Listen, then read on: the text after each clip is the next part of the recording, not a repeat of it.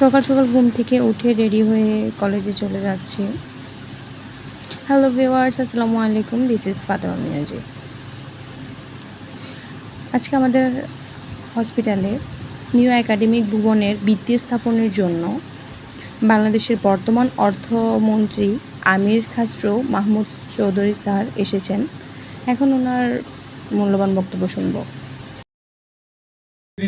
College প্রতিষ্ঠা করতে যিনি সহযোগিতা করেছেন, আজকে ওনার হাতে দিয়েই আমরা আমাদের এই নতুন একাডেমিক ভবনটির উদ্বোধন ভিত্তিপ্রস্তর স্থাপন করতে যাব। এখন বক্তব্য রাখার জন্য আমি সবাই অনুরোধ করছি আজকের অনুষ্ঠানে সম্মানিত প্রধান অতিথি বাংলাদেশ সরকারের অর্থ পরিকল্পনা মন্ত্রী জনাব আমির খাসরু মাহমুদ চৌধুরীকে। সদস্যবৃন্দ, উপস্থিত ফ্যাকাল্টির সদস্যবৃন্দ, শিক্ষার্থীবৃন্দ, অতিথিবৃন্দ, সাংবাদিক ভাই বোনেরা, আসসালামু আলাইকুম। জমি তো আমি দিই না, জমি সরকার দিছে। আমারও ধন্যবাদ দিয়ে লাভ নেই, সরকারকে ধন্যবাদ। এই জমি তো আমি দিই নাই, সরকার দিছে, এবং আগামী দিনে কিছু হলে সেটা সরকার থেকে আসবে।